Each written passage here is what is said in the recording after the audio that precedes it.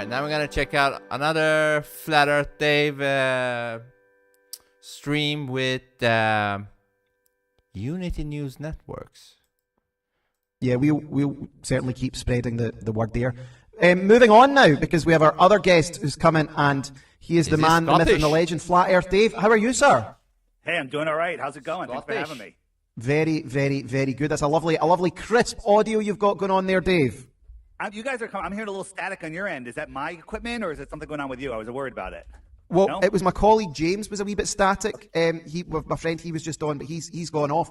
I don't know if you were listening to what the previous show was, James, but a guy in Britain has just been sentenced to 2.5 years in prison for hosting a radio podcast. Is it a true story? Because I know they put out lots of fake stories like that. Is it true? This is true. Yeah, 100% true. He's a guy called James Allchurch, and he is what you would maybe call an ethno-nationalist. So he talks about, you could argue, some controversial subjects, nationalism, whiteness, issues around ethnicity, but he's been jailed. This is so crazy. Remember the days when they said the internet, you can just scroll around the internet and, it doesn't affect your regular life. Now it's the complete opposite. Internet is everything. Even, like he said, like he's talking about some crazy stuff, probably talking about, I don't know, race or whatever. Even if he did, as long as he didn't commit a crime, it should not be seen as a crime. And also, this makes it so that people will not say their true thoughts and opinions. And I think that's way worse. For 2.5 years. Wow. And that's this country. Whereabouts in the world are you, Dave? I'm in Connecticut, right near New York City, unfortunately, but I'm on the East Coast in the USA. Because thankfully right now, I mean, you guys don't have any hate speech laws, do you? Which amendment is it? Crazy. Is it the First Amendment covers your right to free speech? Yeah, but... because if you allow this, any kind of hate speech, whatever, speech laws, then you're opening the gates of hell. You know what I mean? First, it will be one thing you can't say, and then eventually there's a bunch of things you can't say. You know what I mean? And then you're screwed. They're trying to take everything away. They try everything, and unfortunately, a lot of the sheeple, I call them, just agree. They don't realize that we have a true power, and that's what our conversation's going to talk to be about today. Because with all this crazy shit, excuse my language, sorry. Sweden's fine. All this crazy stuff going on in the world. What does the shape of the Earth matter? Why are we talking about flat Earth? There's insanity going on, and it's too much to mention. And the reason I want to talk about this is because this is the reason that they're getting away with it. It's not knowing where we are, who we are, or the true power that we have is how they get away with all the insanity. Can I make one request? Makes a lot of sense. You know what? Some people might say, who cares if they lied about that or whatever. Dude, that means a big chunk of our whole existence is built upon a lie. That matters. It really does matter. Can you make our pictures full aspect ratio instead of half and half? Because when I show stuff, it's going to be over here, and you're not going to be able to. There you go. You're the best. I love hosts that are just know what they're doing. Thank you so much. There we go. No, that's absolutely perfect. And Dave, we at UNN, and I thank you so much for coming on and Galahad and giving up your time. We are a free speech channel. We believe that everything and anything should be opened to be questioned about debate and dialogue, because I believe in a civilized society where we respect other views, we respect other opinions, and don't behave the way in which the mainstream media does, which is to laugh at people, to mock, and to lie and smear them. Even the absurdity of the idea of the Earth being flat, I mean, free speech is free speech, but even entertaining flat Earth, right? Isn't that what some people think? Like, why are you even entertaining this? Because there's certain things that we know for thousands of years, okay? But the truth is, that's what I said. I wouldn't look at a single flat Earth video. I wouldn't look at anything. And then finally, I was forced to look, and I went in with a closed mind. Not like you, an open mind, willing to listen. I went in with a closed mind, try to disprove flat Earth, prove the globe, and be done with it, okay? And my entire life has been turned upside down. Luckily, I'm on top of a flat, level plane. Once you see it, you can't unsee it. So for those of you listening, let me just throw something out there. If you're ready to tune out, don't tune out. I'm offering 3 Bitcoins for 1 globe proof. When I'm done, all I need is 1 globe proof from anybody, and you win 3 Bitcoins. You don't know how much that is? That's like $90,000. Okay. So tell us when you started. Well, give us a bit of a background about yourself, Dave. And you told us you're in Connecticut. It's a nice part of the world, isn't it? There. When did you give us a bit of background about you then? Well, I mean, going way back, I was born in Fairfield County, which is literally the nicest part of the East Coast. Some will argue. And I've lived here my whole life. I went to college. I went into corporate America. I left corporate America, started my own business, super successful in that. And then with my truth-seeking podcast and business and seeing what was going on in the world, I made a decision to walk away from the American dream. I had it all. I was making more money than I ever thought I'd make. I was my own boss. I had tons of free time. And I walked away from it all to talk to people like you about this topic. You know why? Because it needs to be talked about. It is the key to our freedom.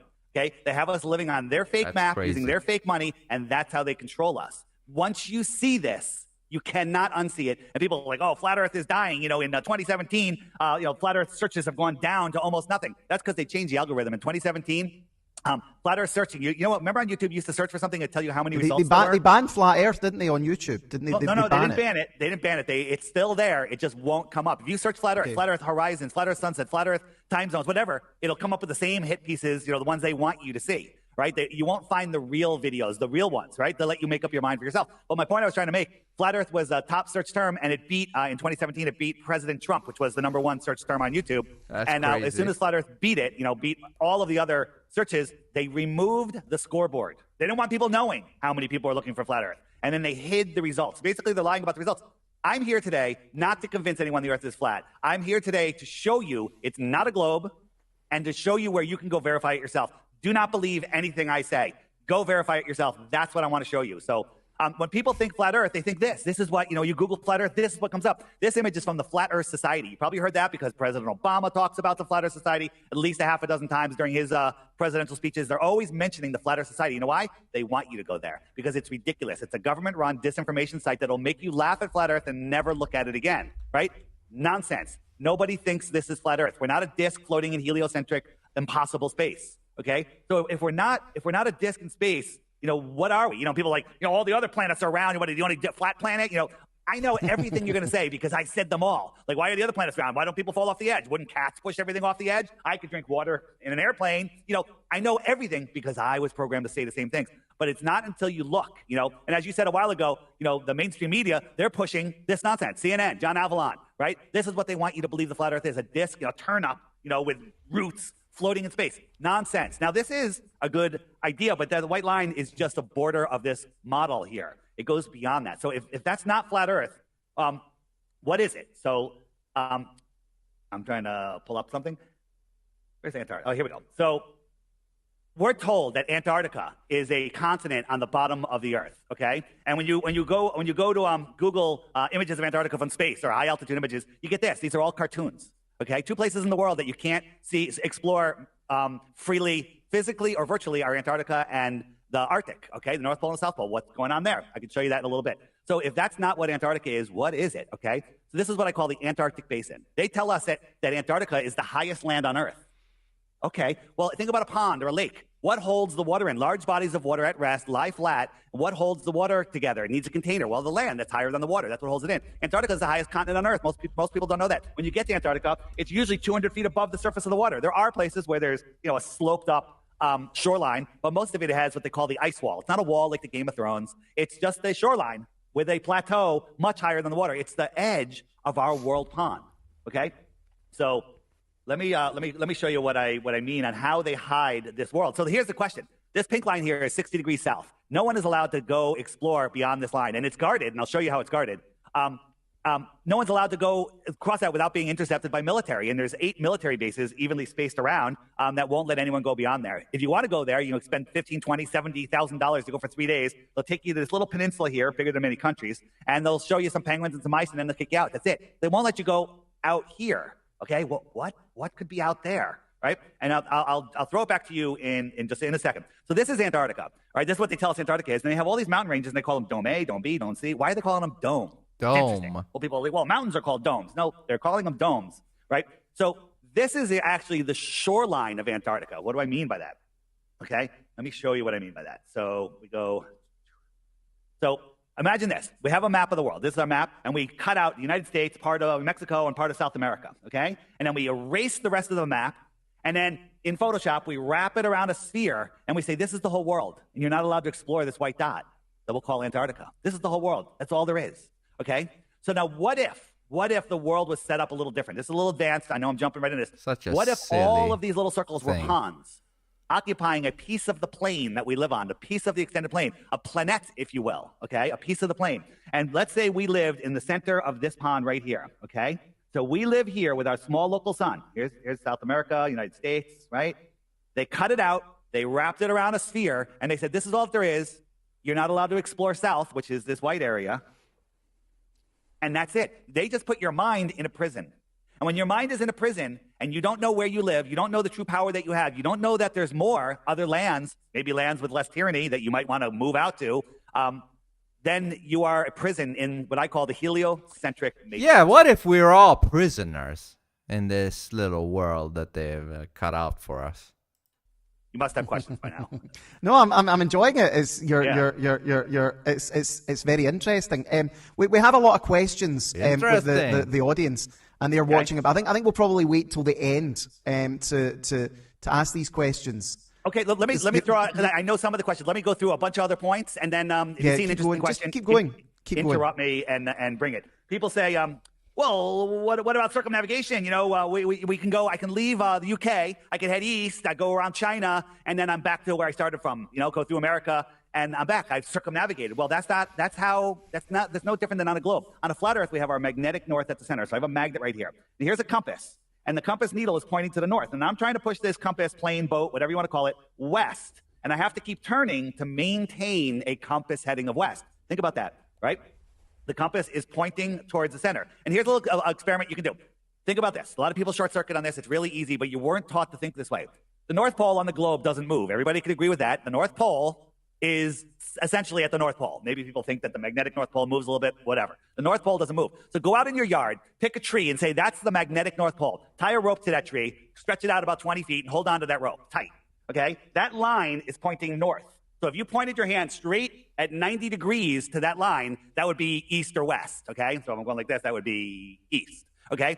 Now try to walk east, holding on to that line, keeping that 90 degrees, and you're going to walk in a big circle and come right back to where you started from. If you let go of the rope and just kept going straight, your back is now to the tree, so you're actually going south.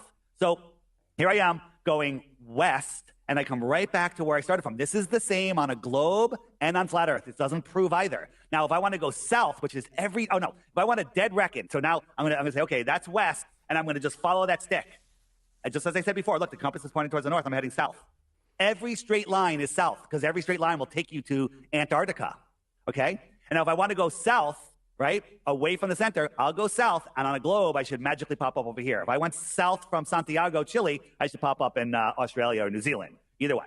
But no, nobody has ever circumnavigated south. Wait a minute, some royal guy did it, and didn't document any of it, and he's been exposed for lying about expeditions and faking accidents, but he did it, okay? Nobody's done it, right? And I just went there. I went north, north, north, north, and then past the North Pole, I'm heading south. Every straight line becomes south. So there is circumnavigation.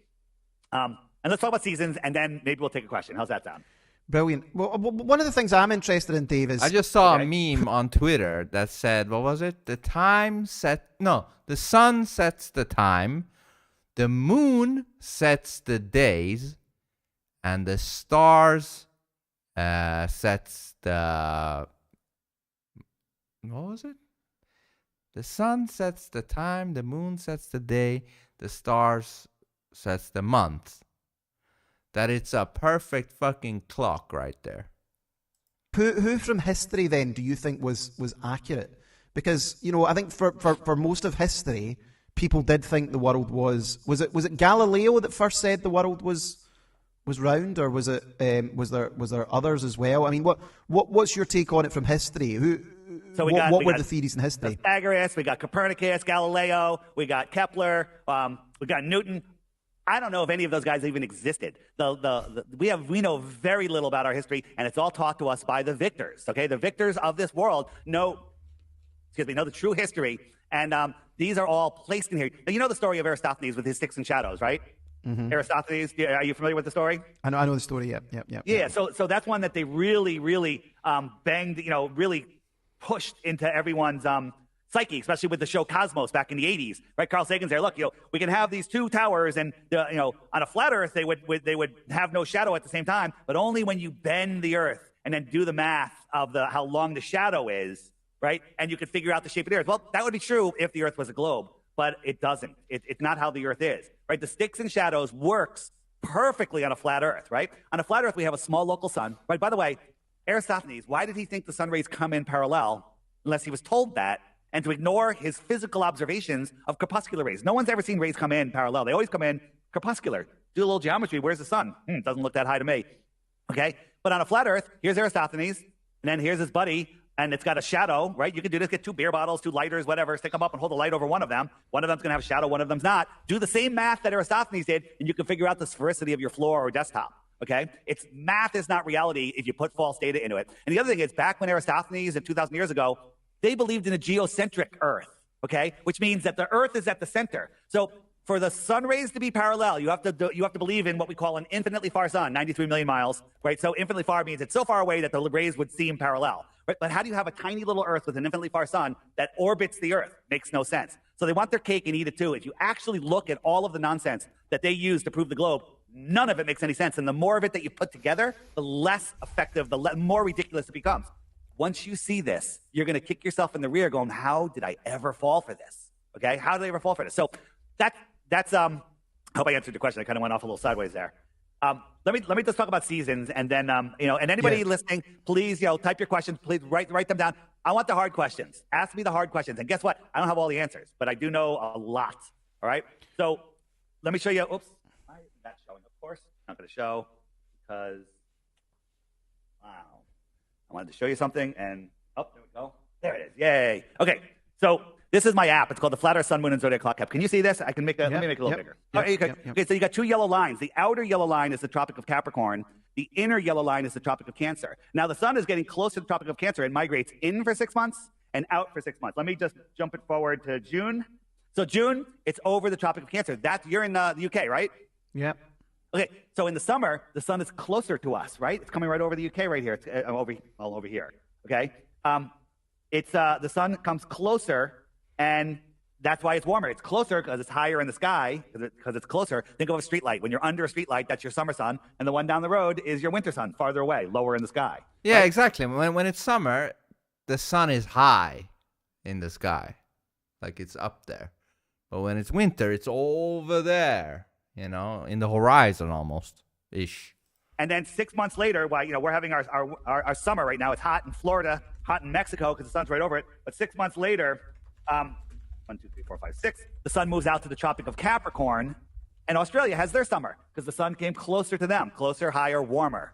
Okay? The whole idea of the Earth being tilted, causing the seasons is ridiculous because if that was true, in June, at sunrise, it should be arctically closed. The sun is 3.5 million miles farther in June than it is in December, and it's on the horizon, the farthest tilt it could be. But in June, I could feel the heat of the sun at sunrise. In December, here in Connecticut, in the north, at noon on December 21st, the coldest, the farthest away the sun could be, the worse the tilt.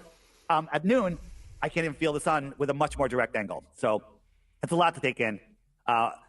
If you want to learn about flat Earth, just go to flatearthdave.com. Tons of free information there. My app is there. All sorts of stuff. All right, go ahead. So is there space? Is there space? So to prove that the Earth is flat, we do not need to go beyond 60 degrees south where we're not allowed to go. And we do not need to go to space, alleged space, where we're not allowed to go also. And we're just a whole bunch of Freemasons are lying to us. Is there space? I think space is water. I don't think anyone ever has gone higher than about 63 miles, okay? I don't even think that's low Earth orbit. The whole thing, well, what about the ISS? I've seen that. All of this stuff doesn't happen in 1 hour. There's so much information. When you look at the ISS, the light, I've seen the light go by. Get the ISS tracker. You'll see it. It doesn't make sense. Why is it so bright? Why is it so big? How come I can see it for 8 minutes when in 8 minutes it should be 3,000 miles away from me? How can I still see something the size of a football field at 3,000 miles? Why is the light as bright as the sun reflecting off into my eyes all the time and everyone else's eyes across the land? That doesn't make sense. That's not how reflection works. So what am I looking at? What am I looking at then? When I look up at the sky at night, what is it I'm seeing? What as far as the space station, the sun, the moon, the stars? Which one? The stars, the moon. What am I looking at? Yeah. So the first thing is everyone's thinks, well, everything's round, right? Everything becomes round in the distance. For example, let me show you this. Where is it? In the distance, everything looks round. So we look. Oops, that's not what I want to show you. Where is it? There it is. Hold on 1 second. That's weird. Okay, here we go. So in the distance, I could tell you this is the sun or the moon rising. Okay, looks good. Looks kind of round, right? But in the distance, it's not really round. Let me just jump forward, and you see it's a train, and that's what it looks like. So it could be any shape. It'll look round in the distance. It's the way our eyes work. It brings everything together. So when you look up, you can't make any claims about something unless you know how far it is or you know how big it is. And if you don't know either one, you can't say anything other than it's a light in the sky. But when we look up at stars, our optics have outgrown their lives. This is the star Sirius. Okay, with our super zoom cameras now, we can see amazing things. Okay, this is star Sirius. Does that look like a burning ball of hydrogen? That has gravity that's trillions and trillions and trillions of miles away, right? They tell us that the sun and the moon. Check this out. The sun is 400 times bigger than the moon and 400 times farther. That's why they look like the same size, or maybe they're just the same size. Right? And then we have an eclipse where they line up perfectly, like 2 quarters, okay? What are the odds of that happening? The odds of that are so infinitesimally small in this random heliocentric universe that I don't even think they can be calculated. But here's the problem. There's eclipses every Yeah, you would never, I say this, you would never bet on those odds, ever. Yet you believe that is actually your reality. Those absolutely ridiculous odds. That all of this shit happened with the Big Bang and all this bullshit. And the sun, the rays, barely reaches the earth to create the perfect temperature, but barely. It barely reaches. It's such bullshit, man. It's all bullshit. Year. And every 18 Straight years, up. the entire pattern of eclipses repeats again like a fine watch, okay? Like a finely tuned watch. How is everything so perfect? And it's because it's not a random explosion of gases and... Yeah, it's a random explosion, yet everything lined up perfectly. Isn't that funny? It's a random Big Bang explosion, yet everything lined up. The whole idea of the universe, nothing exploded, created everything, and then all the rocks turned into round balls and all the gases fell in upon themselves, turned into nuclear furnaces, and then they all had all this gravity and it held on to everything and created this perfect system. And I think they did the Big Bang bullshit story because they needed to have a explanation for why everything is spinning, when they made up the bullshit globe nonsense, they did the spinning bullshit. Then somebody probably said, okay, that's good, but why is everything spinning? Whoa. Okay, hold on. Let's come up with some bullshit, that an explosion. There was nothing, and then an explosion happened, and that made everything spin. Yeah, okay, that sounds good. Draw. Well, we can predict where everything's going to be. All right, Vince. His question was, what are we looking at when we look at the sky? Not what shape things are. Drop. When are you gonna drop that bullshit cartoon fairy tale Santa Claus for adults, man? I guess we're gonna have to do a couple of hundreds of these streams, maybe drop. For thousands of years. Wrong. It doesn't work that way. If you so based on your understanding, then what is it we're looking at? What are these things we're looking at? It looks like it's underwater, man. Based on your analysis. From my analysis, me personally, not every flat earther, again, because we don't know. I think stars are part of this Earth system. I think they are here within the Earth system. I think they're sentient. I think that there's consciousness. Maybe that's where our souls live. Maybe stars are souls. Maybe and why do they call them Stargate? Maybe these are soul gates. Draw. When you put the H back into my name. How the hell can I do that, man? Drop. How the hell can I put an H? You know what I mean? It's impossible. Just like the globe nonsense. Why do they call it Stargate? Maybe it's your soul that goes through one of these stars and you get transported into a different reality. All of the wandering stars, which they now call planets, are some sort of gods because they're all named after gods. Why are they all named after gods? Okay? And the movement of these planets, I used to laugh at astrology. So stupid, right? Astronomy is the real science. Astronomy is pure pseudoscience. It could be real if it was real, but it's not. It's just a bunch of pseudoscience, right? So, how could Mars being in retrograde affect my life? It can't even affect the tide. It doesn't even have enough gravity. But then when you realize it, we couldn't possibly even see Mars. Think about this. Sizing and scaling, they tell us that something's 400 times bigger and 400 times farther, it'll look the same size. Great. So now we have that. They tell us the sun is 93 million miles away. Okay, 93 million miles away. Hey, listen. Let's do it like this instead. Let's say the consensus was that the Earth is flat, which it should be, because that's actual reality. But let's say the consensus was that the Earth is flat, okay? Everybody thought the Earth is flat. And then I came and tried to say, no, dude, it's not flat, man. You're like, okay, what is it? It's a ball, okay? And we're floating in space. And the sun and the moon, the sun is 400 miles or whatever the fuck I don't even know what the number is.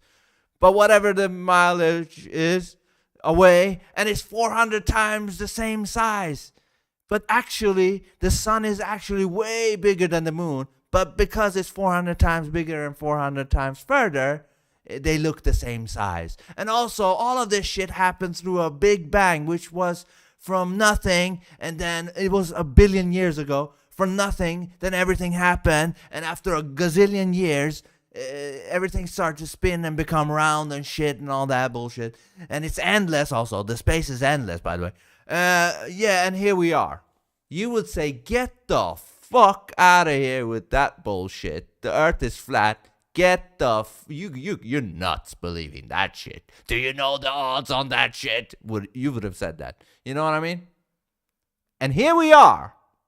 The majority of people believes that shit. That's funny.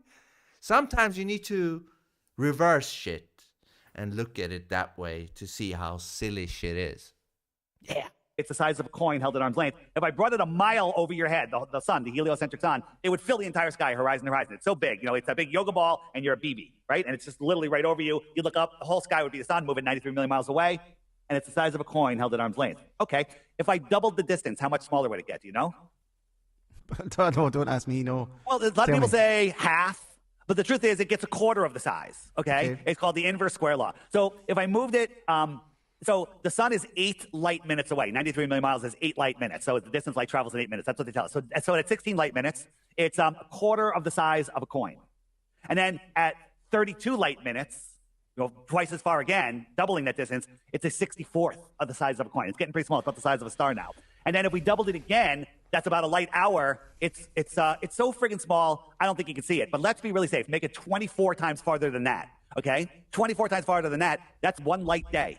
At 1 light day, it's scientifically provable that you can't see the sun. So, well, we can't move the sun, but what can we use to use that math that I just did? They tell us Polaris, which you and I can see every night, year-round, in the north, right? It's a bright star in the sky. It's not the brightest, but it's bright. You can see it with your naked eye. They tell us it's about 46 times bigger than Polaris. Let's make it 48 times bigger, okay? If I made Polaris 48 light days away, okay, right? That's 48 times farther than we couldn't see the sun. It would be the same size. Therefore, we couldn't see Polaris at 48 light days away. Let's round it up to a year. Just give the globe every benefit possible. At a light year away, it is beyond even question, not a theory. It's scientifically provable that it's infinitesimally too small to see. At a light year away. They tell us Polaris is 433 light years away.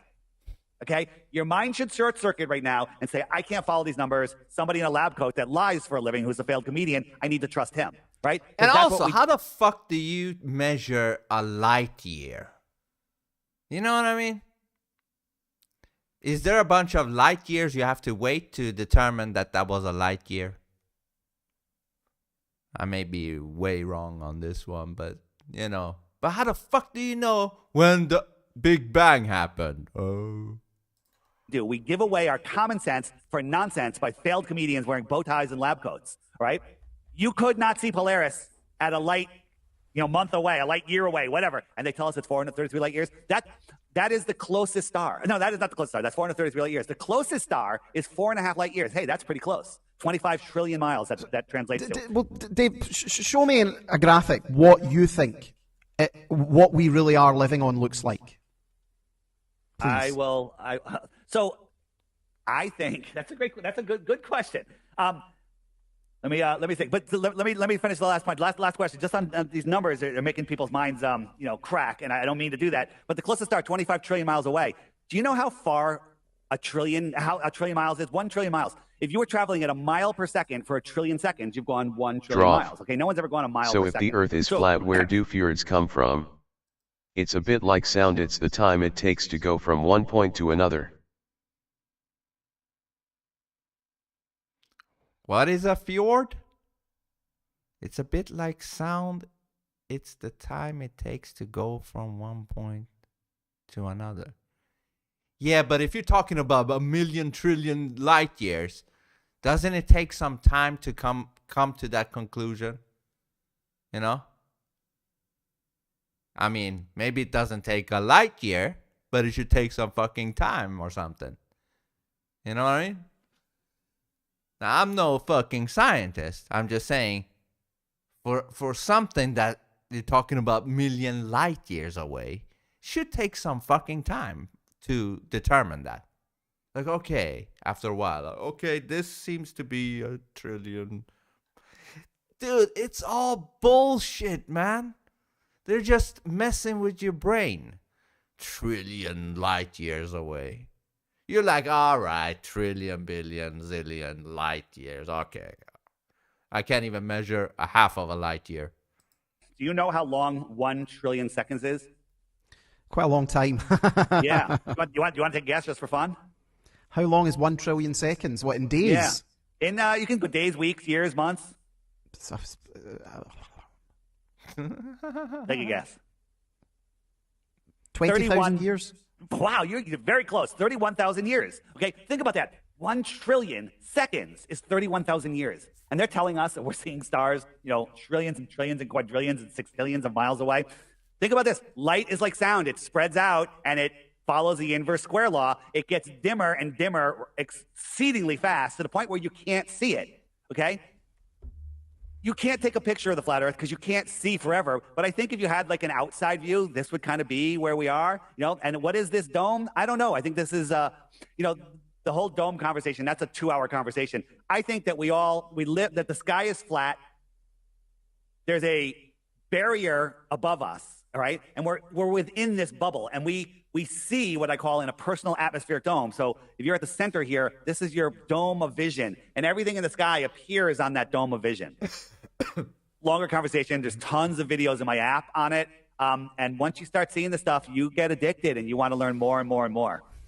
Okay. Right? And we'll take some question in a wee minute. Why? Why are we being lied to then, if you think we're being lied to, Dave? What purpose does it serve to just not tell people the truth? And again, I said this before as well. Even if you don't know why, it doesn't mean that it ain't happening. You know what I mean? Just because you don't know why doesn't mean it's not happening. You know? Does not matter, okay? It's not the shape. And by the way, flat is not a shape. Flat is not a shape. Flat is a description of level and horizontal, okay? So why would they lie about where we live? Why the lie? And the answer is so they can control you. Yes, we agree on the speed of light no being correct. As the people who claim to know these things think we can see into the past with a telescope. Really? Are they saying that? That they can see through into the past with a telescope? What? If I put a tiger in a fence that was 500 feet around, tiger's just going to pace. He wants out. Put him in a safari park that's 500 miles around. When he hits the fence, he's just going to turn around and go back into the park. He's not going to care. Put a human in there, make it 50,000 miles around. He sees a fence, he wants the other side of that fence. Put a human in a place where maybe there's some... Okay, so is that how they figured out the Earth is everything came from the Big Bang? Did they see that through the telescope? Fucking wizards. Tyranny, and you say, well, you know what? I'm tired of this tyranny. I'm going to some other places where there isn't tyranny. But if you put them in a prison, as I showed you earlier, there's That's no an other interesting idea that he said. Flat Earth where Dave. there isn't tyranny. If they and you say he's a fence, he wants the other side of that fence. Put a human in a place where maybe there's some tyranny, and you say, well, you know what? I'm tired of this tyranny. I'm going to some other places where there isn't tyranny. But if you put them in a prison, as I showed you earlier, there's no other place to go.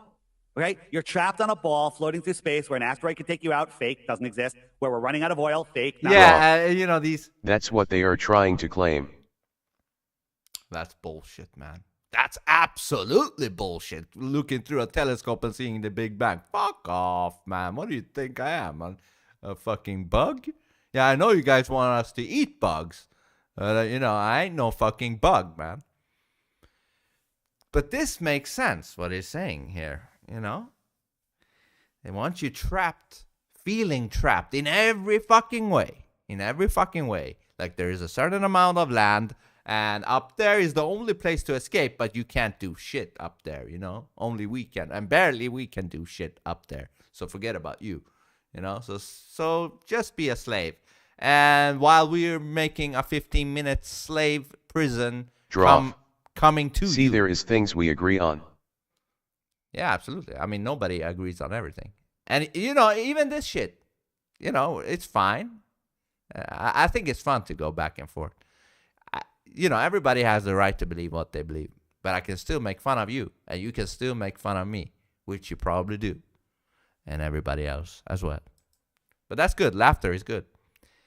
true, right? We're afraid of nuclear bombs. Fake, not true. Oh, yeah, I wanted to say he was talking about asteroids. Throughout the years, they've been talking about asteroids. Well, this time, there's a really big one, the size of the USA. It's heading close this time. It's gonna scratch the atmosphere, maybe. We'll see on the 18th of October. And then nothing happens. And then nothing happens. They do it again, do it again, do it again. Yeah, no. Get out of here. Right? You're trapped on a ball floating through space where an asteroid can take you out. Fake, doesn't exist. Where we're running out of oil. Fake, not true. Right? Where we're afraid of nuclear bombs. Fake, not true. Right? Where we're overpopulated. Not true. Yeah, you have to tie these things together because it's all tied together. They claim the Earth is going to get frozen. Then they said the Earth is going to get warmed up in the 70s, 80s, whatever. Then they said the oil is drying up. No, it's not drying up. They just want to ban it so that they can put in the electronic enslavement system, under the climate scam. Every family in the world could have an acre in Australia, and most of Australia would be empty. Okay? Everything that they do is to keep us in fear and make us give away our God-given rights to government. Govern is control, ment is the mind, right? They want us to willingly give them our God-given rights because they're not. Hey, also, when I was talking about ment, everybody says, oh, I don't judge. If you look at what judge is, it's like seeing if something is determining something. Judge, you're determining something. And ment means mind in Latin. So you're determining mind. You're determining behavior / mind. So everybody's judging shit all the time. Judgment. Determining minds. Whatever you're doing in your daily life, when you meet somebody, you're determining something with that person. So everybody is having a judgment constantly all the time. Anyways, has nothing to do with flat Earth. Right? They want us to willingly give them our God-given rights because they're not allowed to take it from us. So they've tricked us. They have us in this helio-sinister trick, right? And they're literally, here's the thing. Most people don't think this is real. That's how they get away with it. They literally want your soul. They want your soul. So do you believe in, that we are surrounded by the Arctic wall? Well, we're surrounded by the shoreline of Antarctica. Okay, what do I mean by that? So if you're on a big lake, a giant lake, 100 miles around, right? And there's islands, everything, you could sail from island to island to island. Those are the countries. The North Pole would be at the center of the lake, so you can go east and west around that North Pole, circumnavigate the lake. It's a nice flat lake. But if you went away from the lake, from the center, eventually you're going to hit the shoreline of the lake. And what happens when you hit the shoreline of the lake? You don't fall off into space. You step up onto the higher land, right? So I'm going to go to the images section here. What if the world was set up like this? That load for a second. What if the world was set up like, there it is, like this? What if we lived here, right? So we live in the center. This is what you're calling the Arctic Wall. It's 1,000 miles or more, a couple thousand miles across, okay? All right? And beyond it, what if there was more land? What's another word for more? Extra. What's another word for land? Territory. What's a way to put those words together? Extra terra. If somebody lived out here in this outer area and they came to visit us in here, just thousands of miles away, not ridiculous light years, okay, they might be considered an extraterrestrial, extra terra, from the outer space, right here. Now, this is scientifically possible. I'm not claiming it's real. I believe it's real, okay? But it's scientifically possible versus the impossibility of a non-pressurized vacuum adjacent to a pressurized ball without a barrier. Okay, what happens if you're in a spaceship and you open up the sunroof? You're dead if the spaceship was real. And also, when it's talking about this, think about this. They have this plan that they're probably gonna go through with, which is the fake alien invasion thing, that they're gonna unite the whole world with the fake alien stuff. They set that up by making us feel like we are all on this ball, all alone. And up there is just some dark mystery. And there might be extraterrestrials out there. But we don't know. You know? So they give us this mentality of, oh shit, we're all alone on this fucking ball and, out in space. So that once the aliens, that will be faked, by the way. They will be faked by the ones controlling everything. We will become like, oh shit. Something has entered our little closed ball from out there in the crazy, scary space. What if the extraterrestrial, if we learned that the extraterrestrials was on this plane with us, it wouldn't have been as mysterious, If we knew that this is a plane and there are other lands where there are other species, extraterrestrials, whatever, it wouldn't have been as scary as when it comes from the dark, vast, endless light years of traveling space. Yeah, there's just something with that shit. So what is after that extra bit of land ANS-ater? Potentially more lands. More lands, more beings. You know what I mean? Flat Earth Kush. Hey now, Vince. That was that flat earth Kush. You know what I mean? There might be, I'm not saying there is endless, endless continents, but it might as well be. I mean, why not? Since everybody believes in endless space, then why not endless flat surface with endless continents and endless species and endless whatever? Endless everything. Because if you buy the endless space, you should be able to buy the endless space in a, horizontal way. Or there might be a limit somewhere as well. And that is land and sea. Yeah, more land. Whatever. Boom. Well, how come space doesn't suck all the air off of the Earth? And, the only thing you can say is gravity, but that's easily disproved, right? So here, this is what I showed you at the... Oh, you know what? Let me show you something else. You're going to like this. You're going to like this, okay? You're going to like this, right? So recently, and those of you that are listening that know me, you know exactly what I'm going to pull up right now because it is a good one. If I could remember how to spell. There it is. All right, so this is a map. I'm going to show you a map that was discovered in a Buddhist temple. It was discovered in a Buddhist temple, and it was published in a newspaper in Hawaii in 1910, I think. And it showed, here we are, and it showed all of these other continents out there, 30, 40 other continents, okay? Fascinating, right? Google this. Google's going to be like, oh, it's a cartoon, it's this, it's that. Of course that's what they're going to say, okay? So while some guys were looking around, we were looking at, for some reason, we're looking at a cargo ship tracking site. And, you can see where all the cargo ships in the world are, and you click on any one, it gives you all the information, cargo, where it's going, where it's coming from, captain, where it's registered, everything. But then they saw a cargo ship several hundred miles inside of the shoreline of Antarctica. Wait a minute, how did it get there? How did a cargo ship, active on the GPS, ground positioning system, end up hundreds of miles? And recently, they found some other ones, like 500, 600, 700 miles inside of the shoreline. That makes no sense on a globe, okay? So we click on this one, and it said, where is it from? It's from Kiribati. Have you ever heard of Kiribati? And that's all it said. It said it's 580 meters long, which is a massive ship, and it's registered in Kiribati. That's all it said. You ever hear of Kiribati? I know, I've heard the name, yeah. Okay, all right. Well, it's because it's getting around. Look where it is. I had to put a pin on it. You can't even find it. In the middle of the South Pacific. Here it is.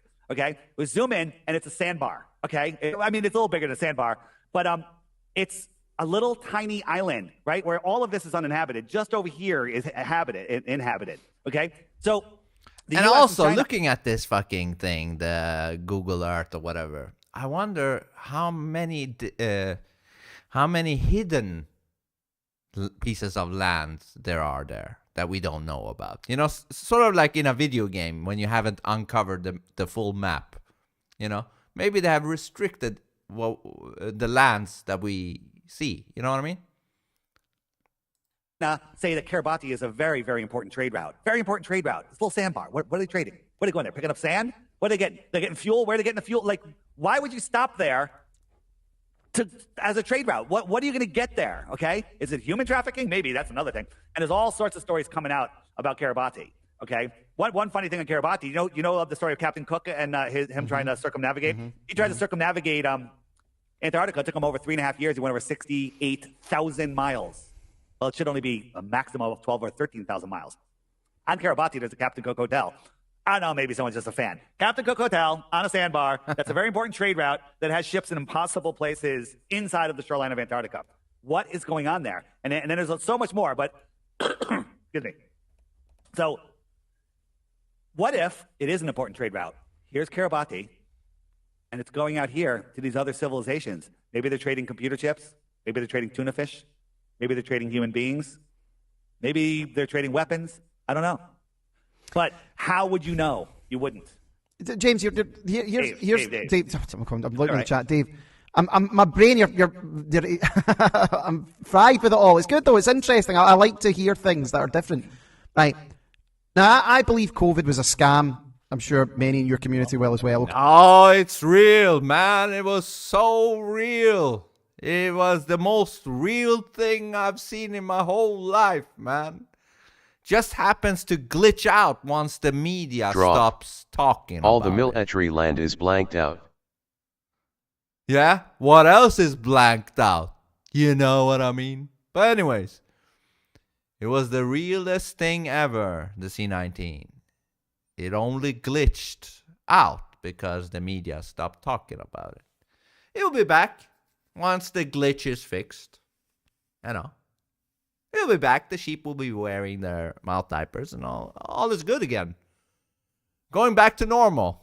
Okay, drop. With COVID, a real money maker. It's not only a money maker, it's a control maker. Yes. That's even bigger. Control maker. Who could have thought a disease turned into a control system? Very interesting. Very interesting. And also, it is so vague what it is. It's like a sniffle. It's a flu. It's a headache. It's taste. It's a chameleon. Sometimes you don't even know if you have it. Perfect, It can be everything. But it's tied into a control system. Yes, stay away 6 feet. Stay away 6 feet. Follow the arrows. Put on the mouth diaper. Stay home. Stay home. Curfew. Stay home. This and that. You can't go in here. You can go there, but you can't go there. Let me see your digital passport. Fuck you. This is about a disease. Fuck no, man. It's their brand of control. They got a brand. A control brand. Draw. Doctors. Yes, the best control is fear. Yes. It's the biggest brand. It's bigger than Coca-Cola, bigger than Pepsi. You know what I mean? Yeah. And that also shows you the power of the media, right? Damn. You know? 3 years ago, nobody knew what C19 is. Now everybody knows, including kids, man. Scientists, nurses have come out and spoken out against it. Why haven't more people, ex-NASA, ex-State Department, why haven't they come out and said that it is a lie about what we're told we're living on? Why are there no whistleblowers? Where are you getting your news, right? You see the BBC, right? They're not going to report on it. Many have. Buzz Aldrin recently said on Conan O'Brien that the moon landings, we didn't go. He said that what you saw on the moon landings was animation. Then he told the little girl, he said, "Why are we going back to the moon?" He said, "Because we never went." Right? A Russian scientist recently came out, just featured that video, I think just the other day.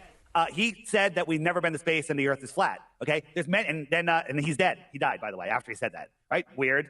Okay, there's so many people coming out. Matter of fact, this is an old interview with a NASA employee who talked about how she realized it was all fake while she worked there, and that is going to be featured on the app next week. So when I say featured on the app, every day on my app, there's a new featured video. And this is the challenge I give people. Watch the featured video each day for 2 weeks. Just when you have your breakfast, click that video and watch the video. And after 2 weeks, if you think the Earth is a globe, go ahead and hit me up. But before you try to win the 3 coins, you hit the question mark, and up will come the frequently asked questions, and your answer is probably here. But one of them, the reason I'm bringing that up right now, is what about all space agencies? Right there. What about all space agencies? Are they in on it? Lots of videos in there, whistleblowers, on how it's all coordinated and why they do it. I think I saw a meme. I don't know if it's true, but that NASA really means not a space agency or some shit like that. So there's tons of information. Are all pilots and scientists in on it? Okay.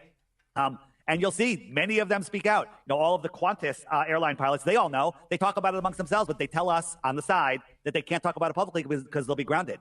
So people are trapped in this, as I said earlier, we're trapped in this fake money system, and those in positions where they could speak out, if they speak out, their entire life is ruined. They become homeless. So people are afraid. People are very selfish. Me, I walked away from it all because I want people to know this, because if enough people wake up, we just get to that tipping point.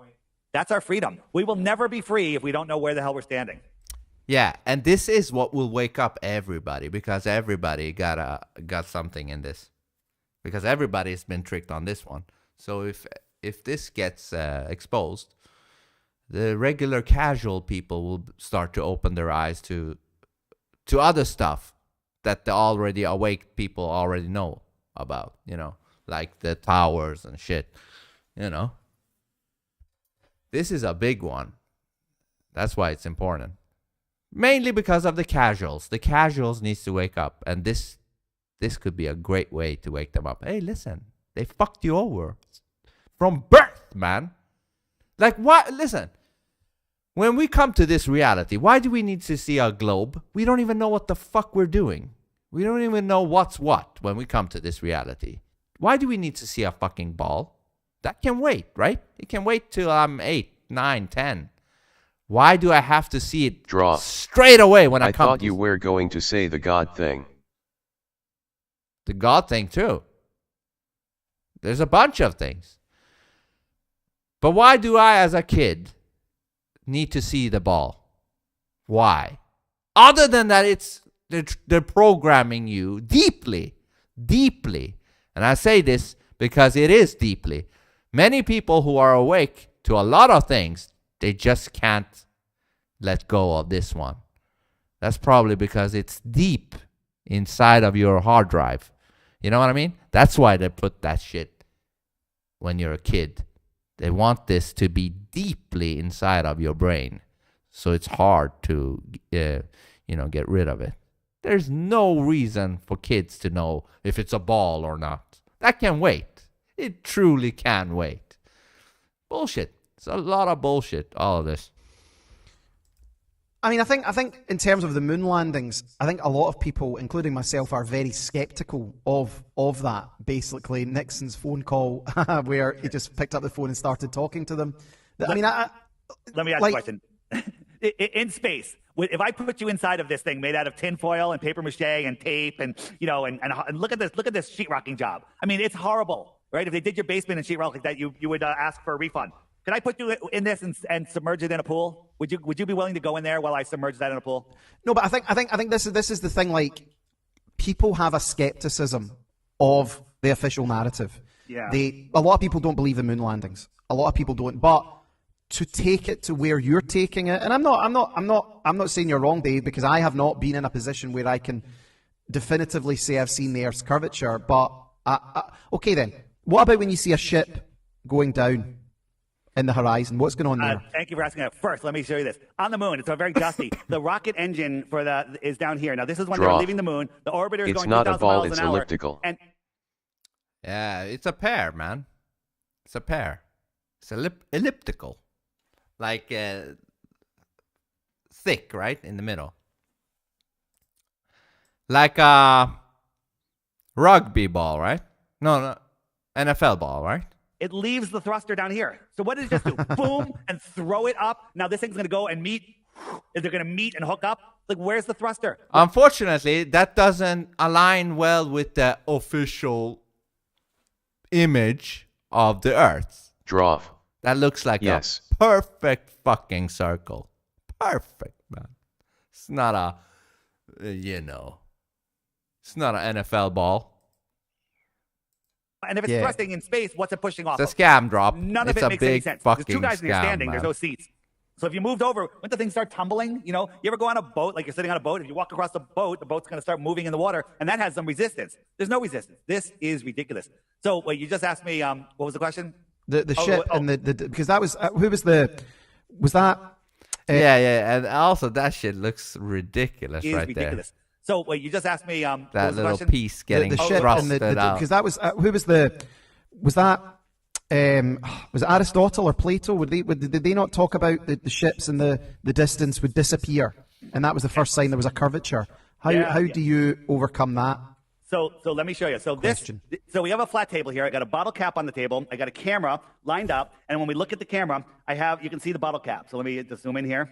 And you can see the bottle cap. And now we're going to drag the bottle cap down. Now, this is a perfectly flat table. I'm not talking about water that has waves, which makes it 100 times worse. And we drag it down. And if you watch down here, it disappeared. So we're just going to zoom in. You look here. You cannot see the bottle cap. But when we zoom in, watch what happens. There comes the bottle cap. It just came up from the bottom up. What's going on there? Perfect example. Fantastic, Dave. Fantastic. Straight up. But when we zoom in, watch what happens. There comes the bottle cap. That's exactly what is happening. That's exactly what is happening when you zoom that shit in, the boat. You should use that example way more, Dave. Dave, if you ever see this, use that shit.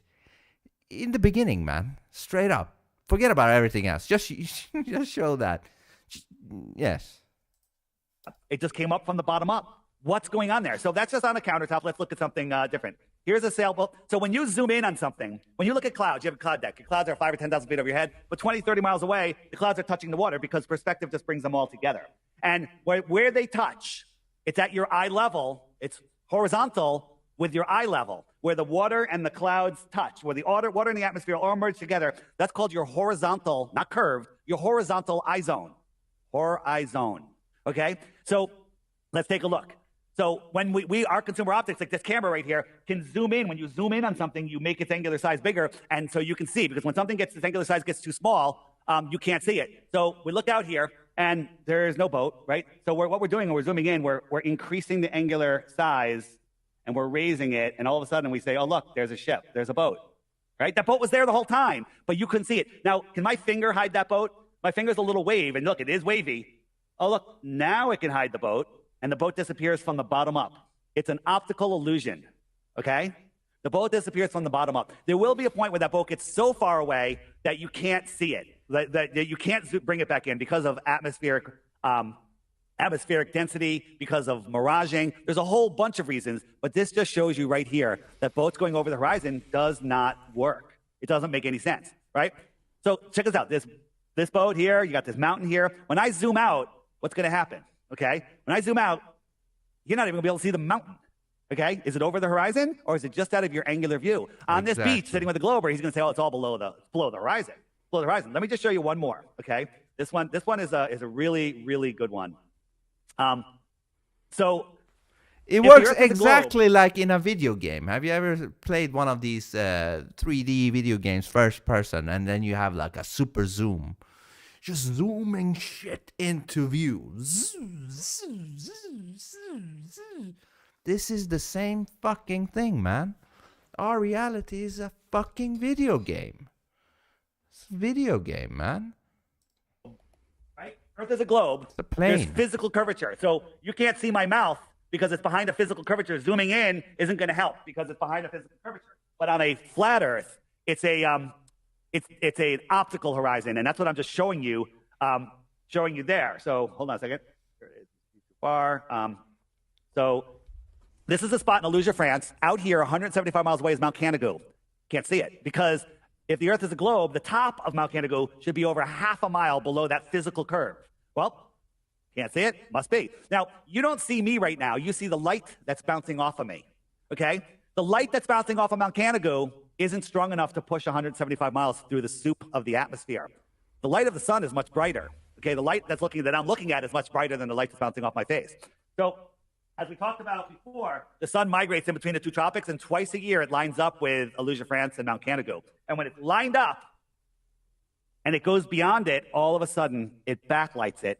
And right here, the highest point of Mount Canigou, that should be below the horizon over a half a mile. We can see the entire mountain. Okay? This doesn't prove the Earth is flat. It proves that the Earth is either over 1,000 times bigger than they're telling us, or it's flat. I say it's flat. So do we have gravity then? Is there gravity?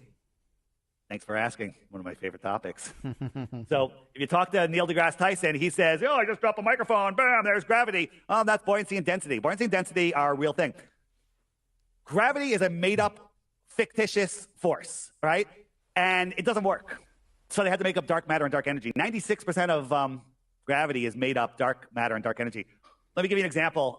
So it doesn't work, but they made that up and say, well, it has to work. Normally when you have something that doesn't work 96%, you throw it out. But instead, they're just like, no, it has to work, so we'll just make something up.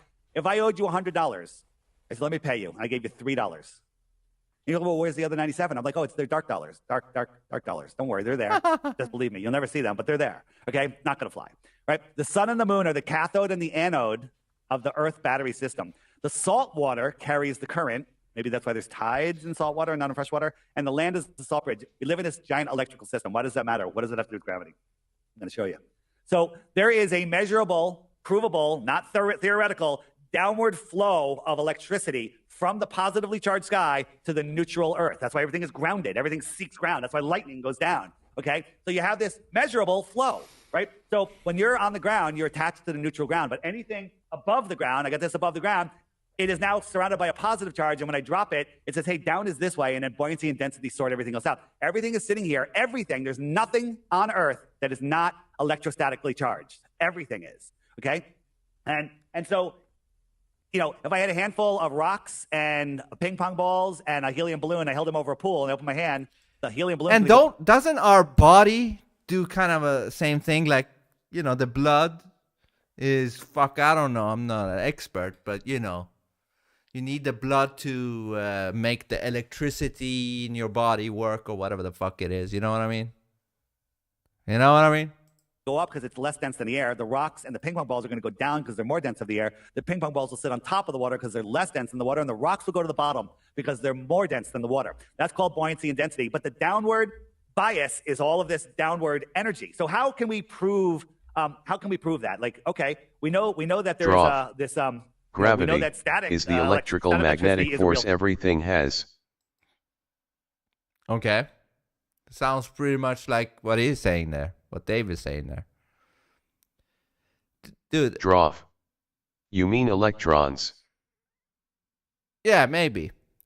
I just know that I've heard that we have some electricity in us in some way, you know, that makes us function. Thing. So how can we prove this downward bias? Well, that's something we can manipulate. So, for example, we have we got some leftover helium balloons, and we got them tied. We just have a little button taped on here, and it's neutrally buoyant off the floor. Now, that wire goes to what's called a Van de Graaff generator, where we can add a charge to it. So also, I saw a meme regarding one of those. I talked about this before. One of those super speed military airplanes that goes sonic speed or whatever, like that. How much does that plane need to dip its nose? Because it's so fucking fast. Doesn't make sense. This shit doesn't make any fucking sense. We're going to add a positive charge, right? Positive charge added. It goes down. Why is it going down? Did we make it heavier? Did we make the gravity stronger? Did we make the electrostatic charge stronger? We added more electric positive charge to it, so it went down. Okay? Every heavier element in the periodic table has one extra positive charge. So as you go up, it's more. Each element is one electron more positively charged, and that's why it's heavier. That's why steel is at one end, and helium is at the other end. And also another thing, why is Neil deGrasse the Fraud Tyson afraid to debate this? We saw a video in another stream that he was afraid. He said he didn't want to do it because, fuck was it? That it's so easy for people to just jump on to the flat earth. I don't remember exactly what it was, but it was some bullshit excuse. So he said, I don't want to do it because... Oh, yeah. This was what he said. If somebody that debates flat earth with me, Neil deGrasse Tyson, and if they have more charisma, people will be on their side. Or some shit like that. It was like, so therefore, I won't be doing it because it will be easy to have more charisma. Everything has electrons and neutrons, and it's the tail and wing flaps that give planes lift and drop. Yeah, but they still have to, adjust for the imaginary curve that never comes, Or it's just not an infinite, but a big fucking flat plane. And so that's it. So, hey, we can make things heavier by adding a static charge. What about, can we make things float if we add a negative charge? Okay, we add a negative charge here, it goes up. Now, are we defying gravity, or are we defying the proven, testable, repeatable, scientifically verifiable electrostatic charge? We're not defying gravity. We're defying the electrostatic charge of the Earth. Do you know that during lightning storms, things fall at different rates than they do when there's not an electrical storm? That's interesting. That's interesting. There's many times things, like when lightning hits the ground, like you ever see someone get hit by lightning, they go flying in the air. Why did they go flying in the air? They just got hit with electricity. Well, I think it charges the ground positive for that split second, and they're ejected because positive and positives will push apart. Positive and negative attract. And then MIT recently came out with their silent drone. Here it is. Second. This is a drone, no moving parts. All they do is they change the electrostatic charge and it floats. Makes no noise, maybe a little hum, if anything. Okay? No moving parts and it's flying. Is it defying gravity? Anybody with a common brain that doesn't defer to their lifelong programming from a bunch of Rockefeller-funded, teachers, will say, no, this is electrostatics. This is proven. There's no more argument. There's no argument. There you go. And gravity is their god. They need gravity to hold the ball together. Think about this. Our sun, if you look at a real scale model of our solar system, it's so ridiculous, the distances. They did it in a desert. Like you couldn't even see anything from any planet from anywhere. But the sun is a burning ball of gas that holds on to all of the planets all the way out to Pluto and Neptune and it's holding on to all of them. But all of each planets are holding on to their own moons. Okay? And when our moon comes around our Earth towards the sun, wouldn't the sun just pull it away? And as it comes around, tries to get away from the sun, wouldn't the sun slow it down? Right? The sun's gravity ignores the moons. The sun's gravity just holds on to the planets. The planets hold on to the moons. The planets ignore the other planets. All of this gravity is just very selective in what it does. When you think about it, it's so stupid that you short circuit and you're like, I must not be smart enough, and you defer to authority. Okay? And that's the problem of this world. People give up their God-given common sense for complete and total nonsense. Right? Gravity is the biggest, dumbest lie ever. And once you understand that, you have to drop your ego and go, my whole life has been a lie. I got to retool. And once you do, life becomes really amazing. And Gravity. again, like the thing people are really asking is the why, and you think the why is to keep people in the box of planet Earth, which is what they sell us. They sell us a lie that we live on planet Earth, so we can't go elsewhere. But then, why don't you and others get together and try and get over the wall? Is that not possible? Could you not hire a plane and travel over to the other side? So 60 degrees south, you're not allowed to go beyond 60 degrees south. How are they going to stop me? Well, these are all military bases. Remember the Falkland War, right? This Falkland Island. Why are they fighting over that? Okay, these are military bases, and in between them, which is thousands and thousands of miles, there's buoys, radar buoys. That if you cross them, you will be stopped. It's happened many times. Boats have been sunk. People have been put in jail. No one is allowed to go to. Oops, what's going on there? All right, that's not what I wanted to do. No one is allowed to go there. And then the Antarctic Treaty. We look at that. Where are we? The Antarctic Treaty was in late 1950s. Admiral Byrd went out there and said, there's more land bigger than the United States, filled with resources. No people, no plants, no animals, just resources. And they go, okay, nobody can go to Antarctica. 12 countries signed the treaty, and now all the countries in the world practically have signed it. Can't even question the treaty until the year 2041. Okay, no oil companies are petitioning to go there and get these resources. And the reason they say they can't is because they don't want to disturb the penguins and the ice. Okay? Yeah, it's that's absolute nonsense. I'm just trying to find the treaty here. Droff. Well, I have a question for Dave. I would like him to explain.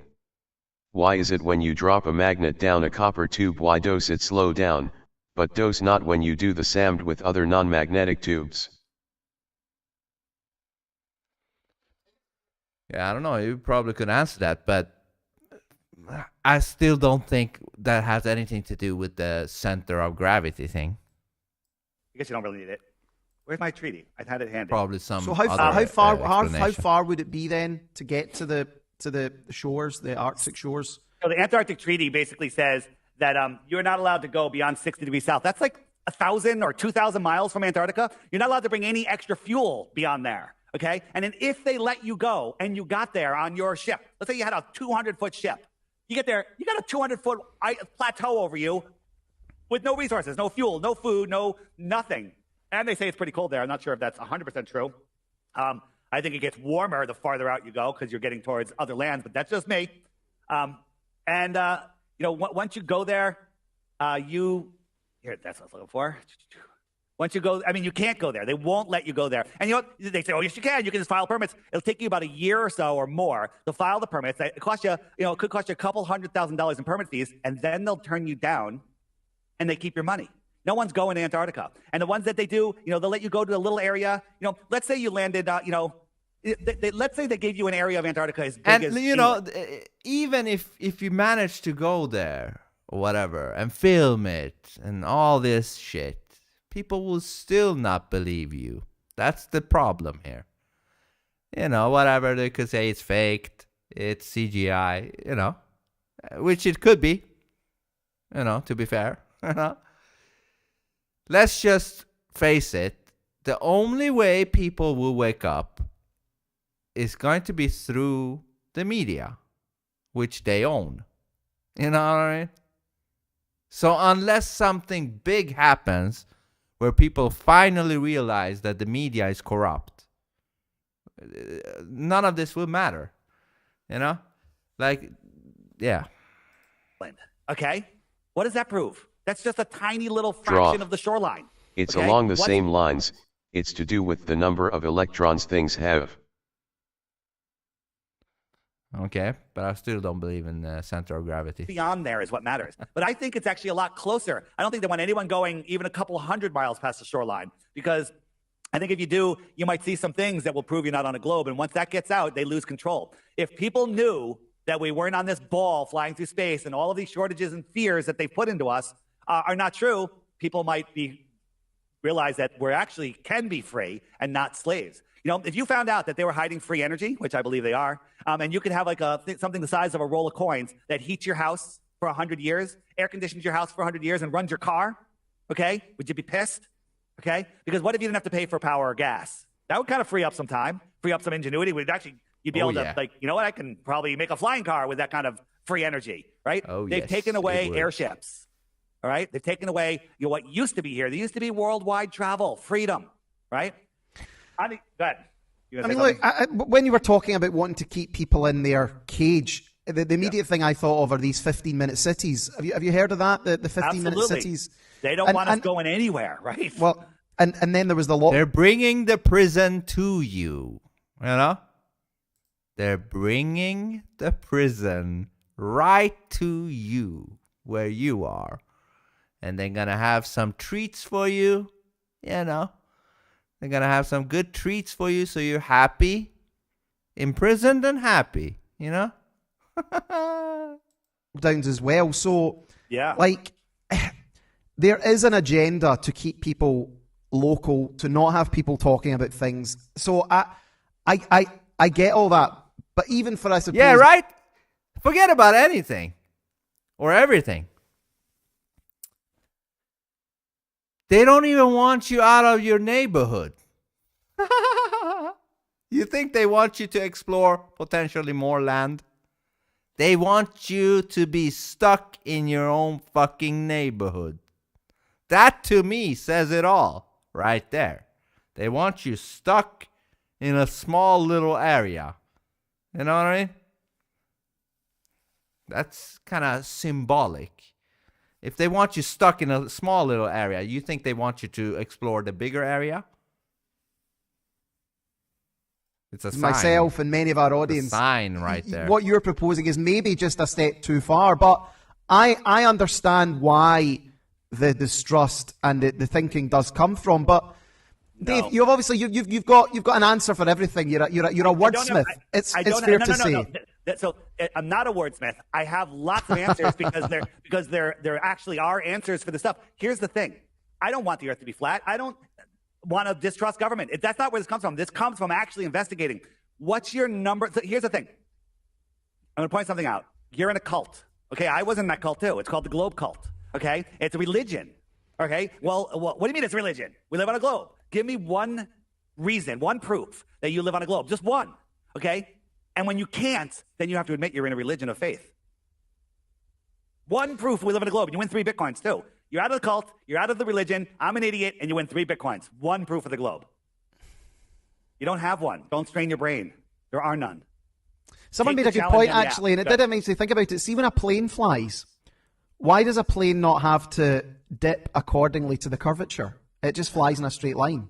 Like, is that kind of backs up what you're saying? Yeah, exactly. So let me show you this.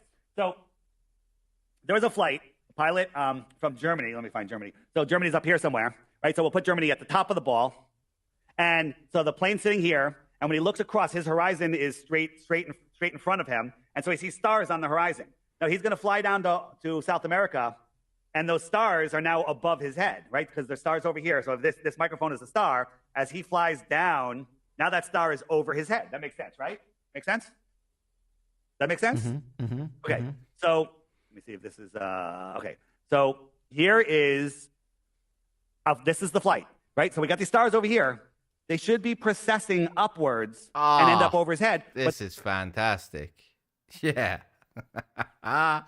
Dude, it's over for the ball.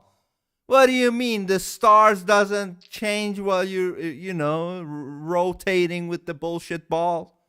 Get the fuck out of here. But they've got these stars over here. They should be precessing upwards and end up over his head, but they're just, doing their slow rotation, right? But if we look on Google... This confirms more that it's a fucking clock. That it's, the stars are like a fucking circular clock. Dude. Earth, hey, show me what it looks like. These stars rotate up. Google Earth, the computer simulation, says this is what you should see. Exactly. Everybody wants to believe Google Earth. They want to ignore reality. Drop. It's over, drop. Shit is over, man. It's over. Reality says the reality shows. Yes. Right, Flat Earth Kush? It's over, man. There is too many things that is exposing this bullshit. Outside of our own eyes. Just... Really, our own eyes should be sufficient. Enough. But outside of that, there is a bunch of shit proving this is a flat fucking plane. Flatirkush. Planes. Over. Yeah, over and out.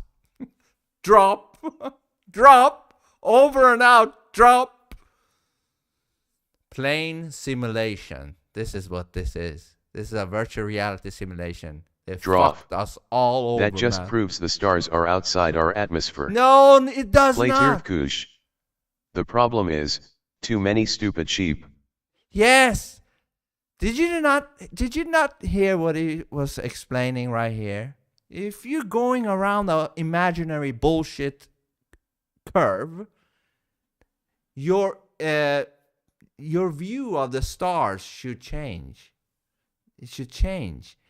It's not a fixed fucking image while you're, going around the ball.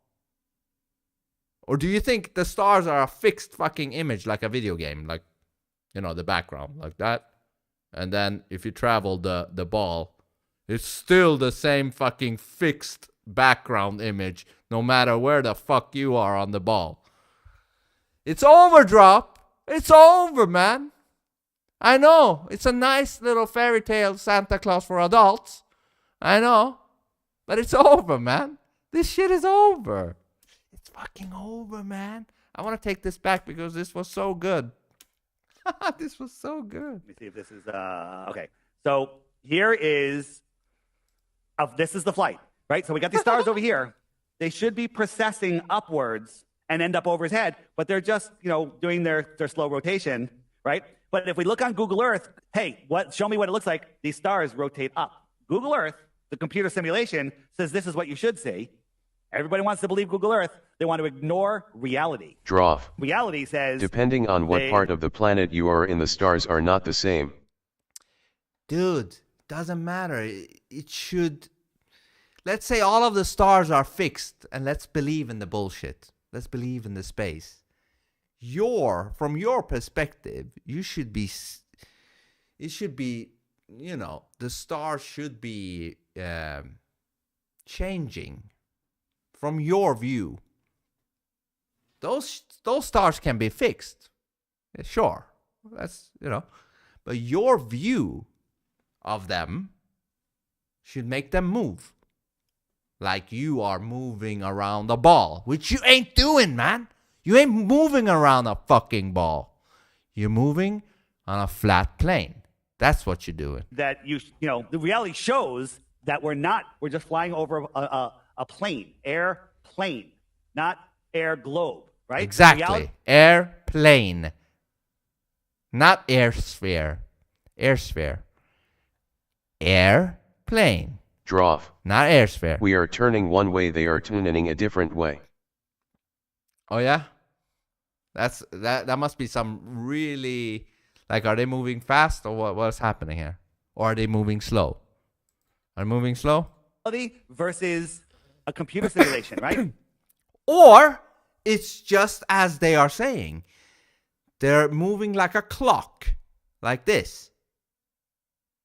And we're seeing the same fucking stars all the time. Like a clock. The months.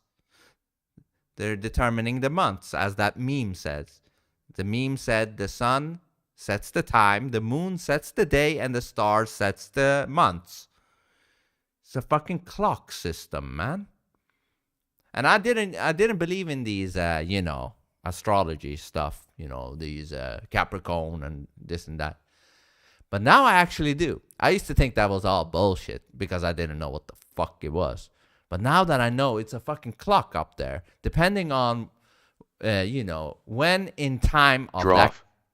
Some stars are like our sun, others are moving.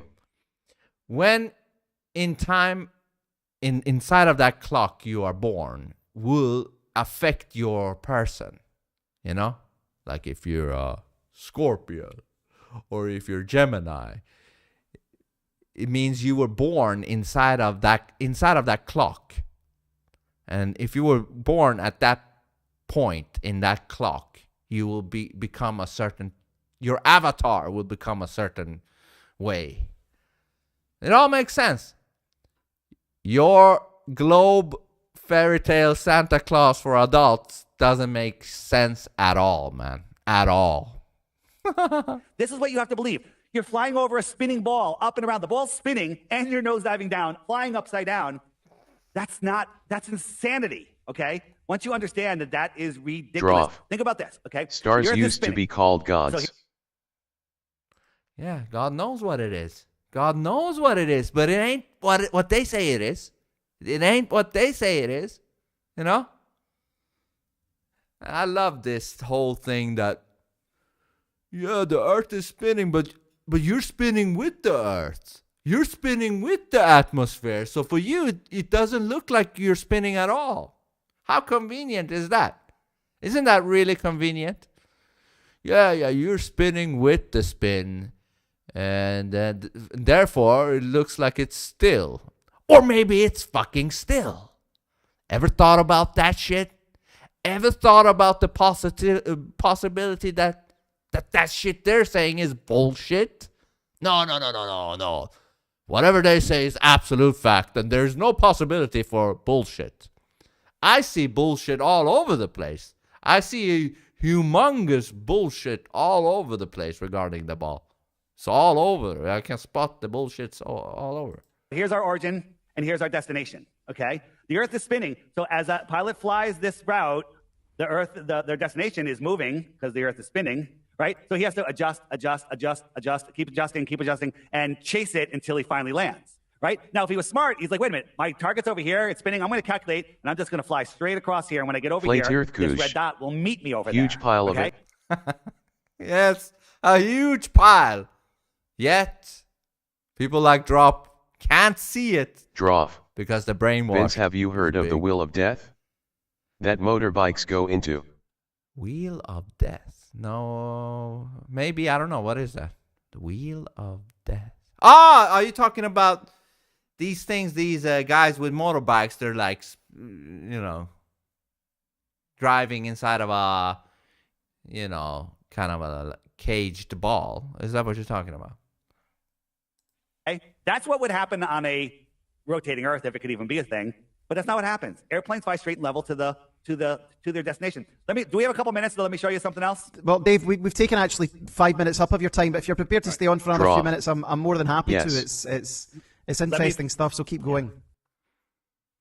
Yeah, okay, so what? So you mean when you're driving inside of that, you cannot feel spinning or what? All right. Please. So yeah, thank you. So here we go.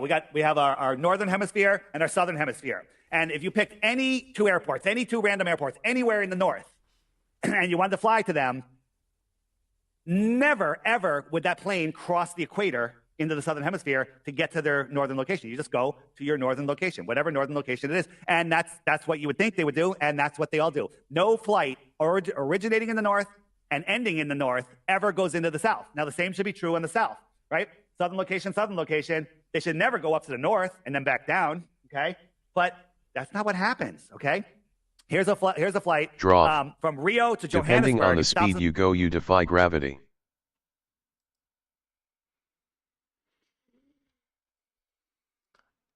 Still, I don't know. I have to do that shit, you know, for myself, which I will probably never do. And even so, this is bullshit. The ball is bullshit, man. It's all bullshit. Neil deGrasse Tyson don't dare to do a debate. Suspicious as fuck. Google censors this shit, you know. It's a bunch of things, you know what I mean? A bunch of things that should make anybody that has a skeptical mind be like, huh? You know what I mean? But since they programmed you from birth, because they knew how important it is, it's hard to get rid of this one. You know what I mean?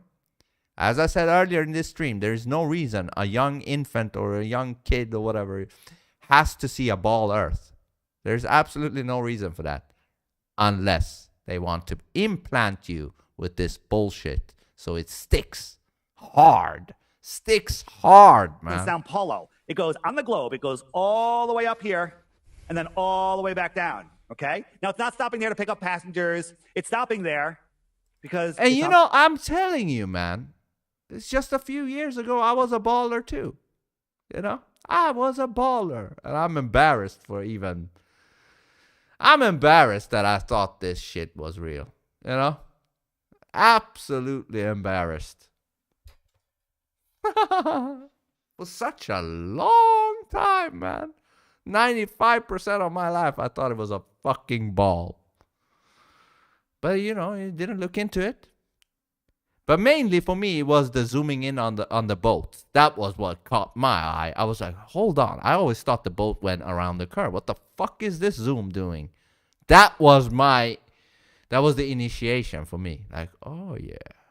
Okay, now I can see. It's not that If you crazy. go to a child's play park and there is a roundabout, you can basically get the same effect, if you were in the center or the outside of it. On the flight path, it's a straight line. It's a straight line. Let's look at another one. Well, and then I'm going to get rid of there's hubs there and the pilots have to change, and that's nonsense, okay? Right? Here's one. What about all those pilots that I've seen a compilation of that says it's flat? What about all those? Are they lying?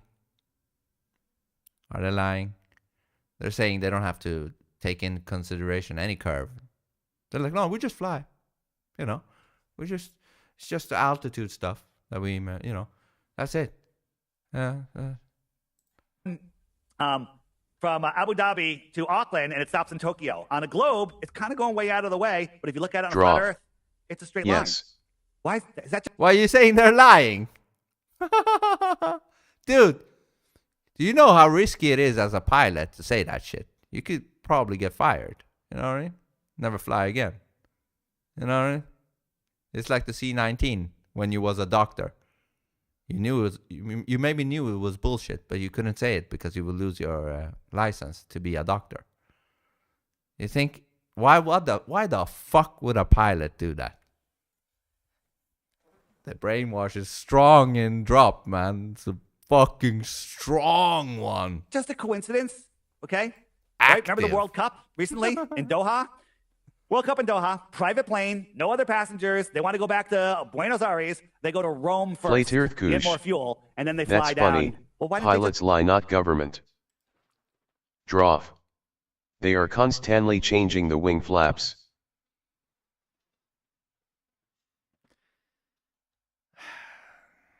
There is no curve, man. There is no fucking curve. Let's go here. That leg looks like it's about the same. Maybe they want to go see the Pope. Okay? Well, look at it. Doha, more fuel in Rome because you can't get fuel in the middle of the ocean. Buenos Aires, a straight line. Okay? Private plane, no other passengers, no changing of pilots. They went for gas over here and never got any closer. Makes no sense. On a flat Earth, it makes perfect sense. So let's take the idea of, it's flight route, changing of passengers. Right? There's a thing called emergency landings. Right? Sometimes somebody dies on a plane and they have to make an emergency landing. There's a book called 16 Emergency Landings. You can get it on lulu.com, or you can just find the PDF online. And it documented all these emergency landings. Let me show you a couple, okay? New York to Hawaii, emergency happened right here. They went like 1,500 miles out of the way to Seattle. They got there in 15 minutes. Droff. 500 miles an hour, 1,500 miles. Governments are paid to lie. It would take about 3 hours, but they got there in 15 minutes. How the heck is that possible? Flat Earth, New York, emergency, land on Seattle. It's right there. You're flying right over it, okay? Let's just say that's a coincidence. Let's look at another one, right? Here's one with London, okay? London to Islamabad. Stopped in Moscow, right? Here to here. Emergency. Went way out of the way to Moscow. Got there impossibly fast. Moscow's right on that straight line on a flat Earth, okay? Couple more, okay? So here's one. This one I like. This one, this happened recently. New York to Auckland, New Zealand. Right here, they had an emergency. Well, they could have gone finished, but they went equally as far out of the way to Fiji. Okay? Why did they go out of Fiji when they were supposed to go there for this emergency? Right? Because New York, Fiji's right on the line. Here's a zoom in. Fiji is right on their flight path. Okay? The flat Earth map shows them where. By the way, no pilot brings a globe into the cockpit. They bring this flat Earth map into this is what they use. It's called the Gleason's map. It's the one that's used for navigation, right? And by the way, the FAA, they say, and NASA too, not that anyone can believe NASA, And all of their testing of aircraft, they say they use a flat, non-rotating plane for their testing. Not airplane, flat, non-rotating surface for their, all of their testing. Oh, yeah, and the simulators, they play like video game simulators to train pilots. It's all flat, motherfucker. It's all flat. Are they using a flat Earth model to test their globe planes? Are they airplanes? Okay, they're airplanes, right? And one more. This one's a kicker. This one. So there's a flight from Hong Kong. It was going all the way to London, but it stopped in Draw. Those arguments Dave is giving does not take into account other flight paths. It's supposed to go to London, but it stopped in Germany. Emergency. 12-hour flight. 4 hours into the flight, families traveling together. Little kids, mother, father, are all sitting together. Mother dies suddenly. Weird, huh? 2023, people dying. Oh, yeah, died suddenly. Suddenly, okay? And dead. You're sitting next to your dead mother. And they're like, okay, we could land here. That's so fucked up, man. That scenario. I'm just imagining sitting on a plane. Your mom is dead sitting right there, and you have to just sit there. That's so fucked up, man. 400 airports they could have landed at, okay? But they flew for 8 hours and finally landed in Germany. At that point, why'd they just fly the other hour to get over to the UK, right? Or whatever. They landed. So why didn't they land? And the answer is, because here's the flight on a flat Earth. They were over Russia. Can't land in Russia because Russia might be the good guys and say, oh, please let us help. And that could cause peace. We don't want that. And the other question is, why the hell are we flying over Russia? They're flying over Russia because that's the flight route. It's a straight line over Russia. Planes fly over Russia all the time. People don't think that, that we fly over other countries. We fly everywhere. Everywhere where you can fly. We don't fly over Antarctica because it doesn't exist as explained. Okay? This is not a step too far. This is reality. Saying that this is too far, I don't believe it, I live on a globe, and not being able to come up with a single reason why you believe this cultish belief, that's a religion. Sorry. Dave, I'm not going to argue with you, okay? I'm not going to argue with you. You can't argue with me. I'm not going to argue with you. Don't argue. I want to give you 3 Bitcoins. Give me one reason that you think you live on a globe. Just one. Can you give me one before we go? Just one. I just need one. Come on. One good reason we live on a globe. One reason that the Earth is a globe. Just one. Please don't say pictures. Well, no, because of course you can CGI these pictures. I can prove to you. I mean, we can get into that. Everybody. I just think I think you have given an analysis. I think others give an analysis as well, and for me, it would be based on the overwhelming consensus towards that, and the fact that whilst you may be correct, overwhelming consensus was. Or a lot of consensus was that the C-19 was real, you know what I mean? And we all know it wasn't, man. We all know that shit was not real. My spider senses kind of tingle in that more people, and you say they have, okay, maybe they have and I haven't researched it properly, but it still remains a fringe movement.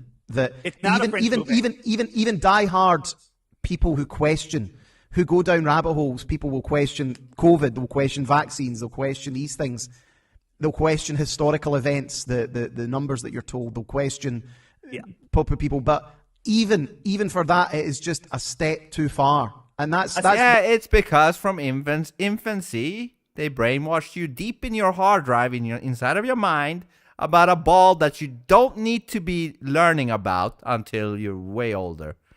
They planted that fucking brainwash in everybody. You don't think they know what the fuck they're doing? You don't think they understand how we work? That's why they're having these trannies in schools and shit. That would be why I would err on that. But you could argue that's the tyranny of the majority of come on, views. You're aware that the thing that we're supposed to stick in our arm is nonsense, right? I'm saying that because I want to put this on YouTube. Okay, but the majority of the world doesn't think so. So therefore, you're wrong, and you've taken a step too far. Yeah, no, but the majority don't. But a sizable minority, minority doesn't. Much larger than those who subscribe to flat Earth. Hold on. I forgot what I was going to say. It was a good point. It was You believe? Oh, well, I had a great point, and now it's spaced me. But let me. It'll come to me in a second. So they're telling everybody, you got to do. Oh yeah, that's it. There's all the countries in the world are supposedly fighting with each other, okay? But they all agree on two things. Two things they all agree on unanimously. Nobody can explore Antarctica. Just like the God thing that would be the first tranny maker Adam.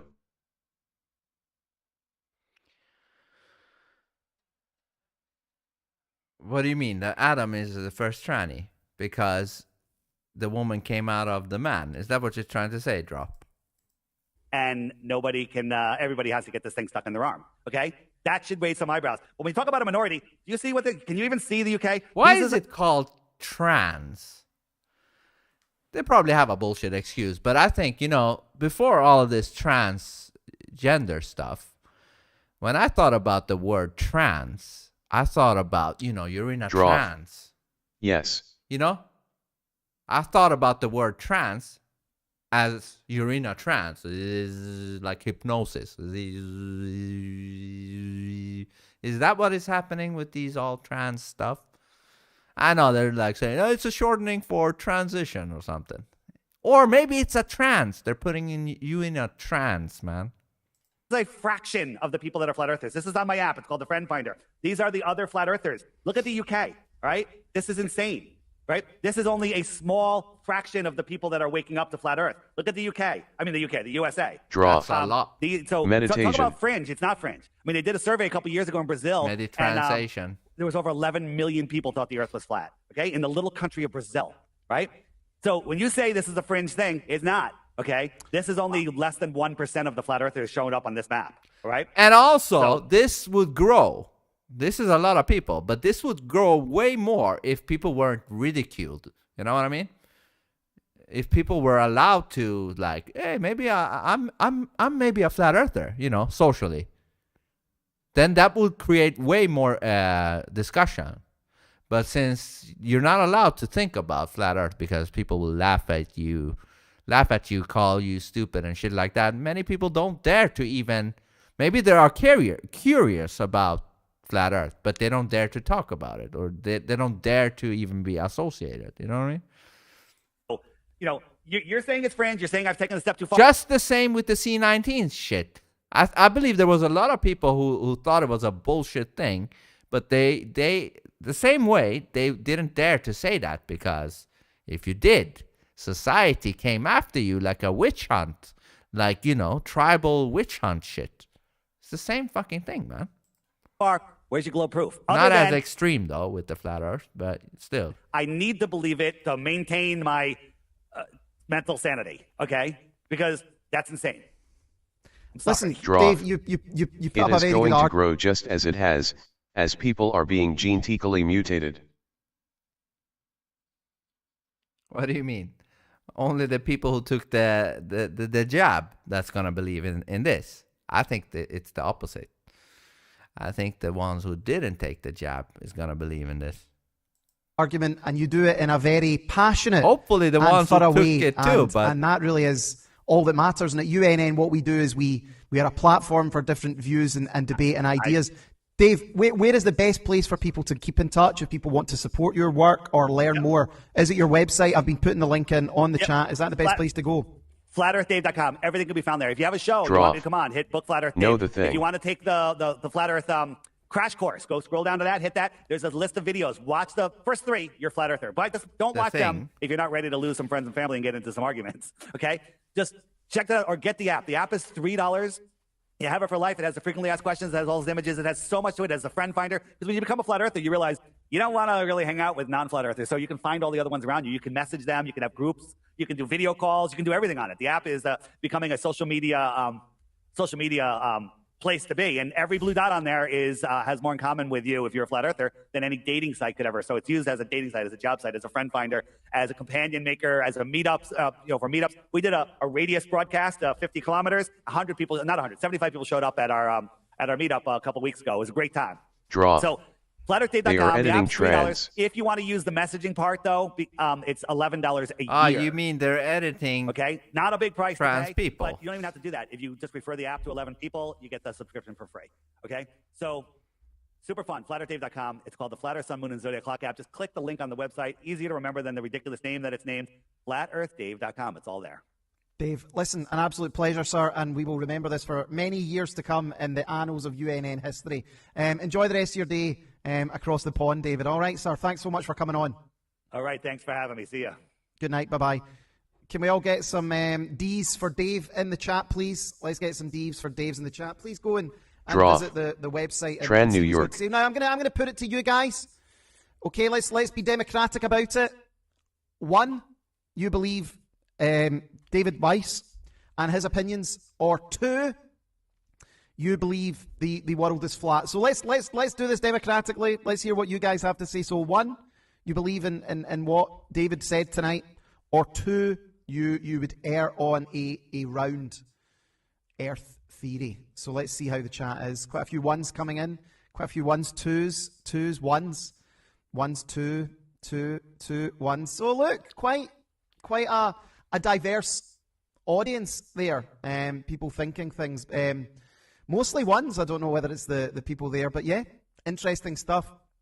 Guys, I was gonna talk about Ukraine tonight. I'll probably do that tomorrow. Flat Earth Dave. A round. And what David said tonight, or two, you would err on a round. Ha ha ha! That's funny. So basically, the majority of his chat thinks it's flat. How about that drop? How about that shit? I think more and more people are realizing, hey, especially after the coup, the C-19, maybe they're just fucking us over altogether, man. You know what I mean? Maybe they're just screwing us over altogether. And also, I think people are not as afraid anymore to talk about this shit. You know, this is the thing about us as human beings. We get used to stuff, including stuff like this. Now it's not that crazy to hear that somebody believes the earth is flat. You know, in the beginning it was like, what the fuck is that? Are we cave people believing the earth is flat? Now it's like it's become a common thing now, you know? And that's super dangerous for the ball.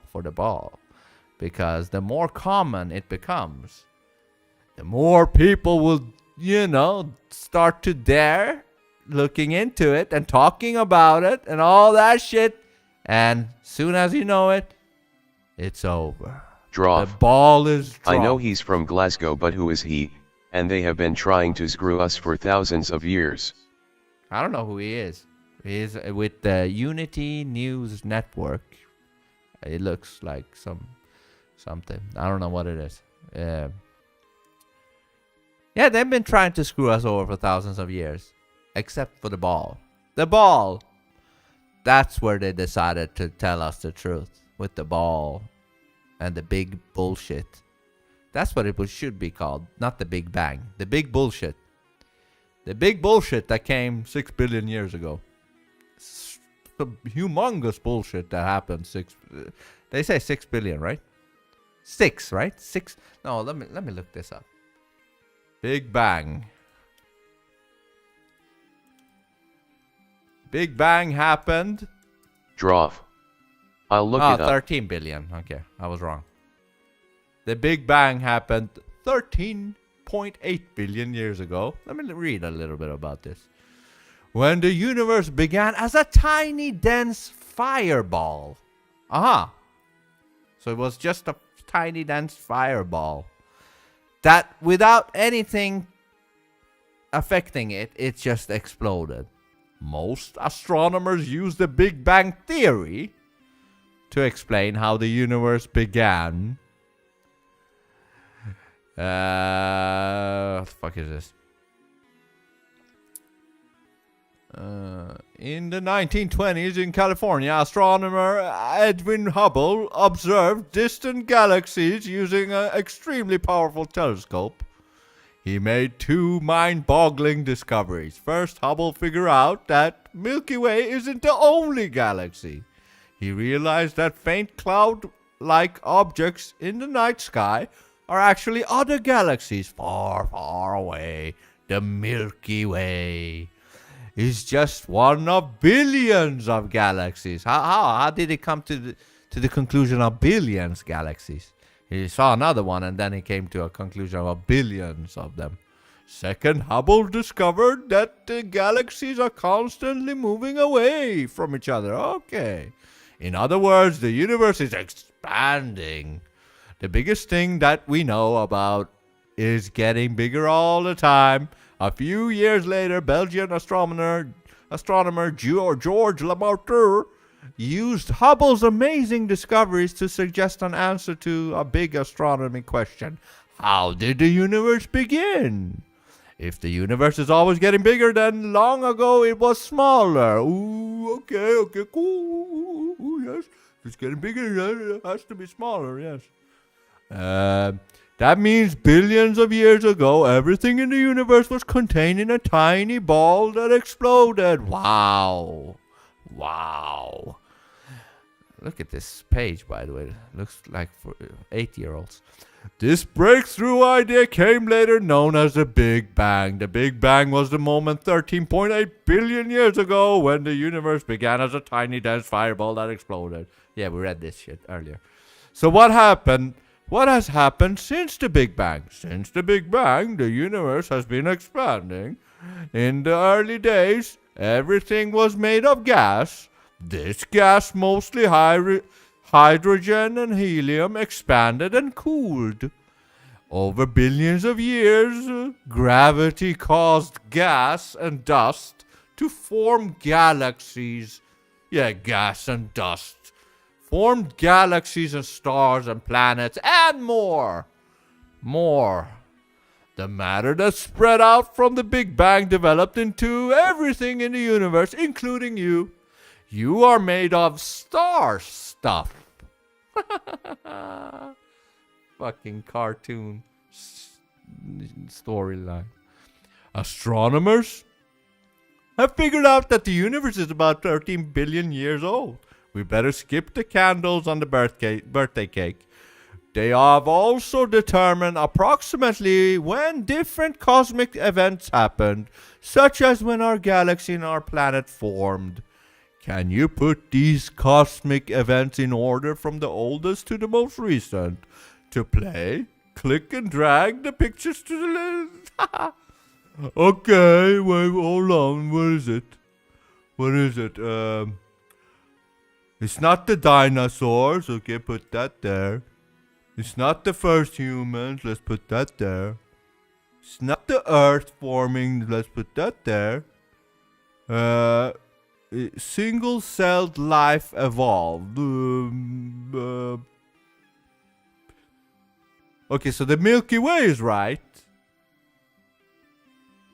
So the sun forming. Okay, the Milky Way formed first, and then the sun. And then it will probably be the Earth. Yes, the Earth formed, and then the single-celled life evolved, and then the dinosaurs, and then You got it! Check out the timeline below to explore exactly when these cosmic events happened. See how the earliest humans didn't even appear until 1.8 million years ago. That's just a blink of an eye in the history of the universe. Get the fuck out of here with this bullshit.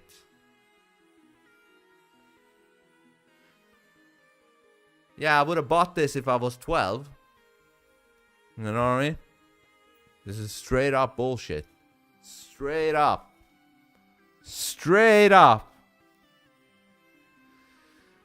But hey, this was fun. I'm gonna do more. I love doing Flat Earth Dave's streams. You know, I love that. So hold on to your ball, Drop. Hold on to your ball, man. Because I dropped my ball a long time ago, man. I don't have any balls anymore. Alright, peace.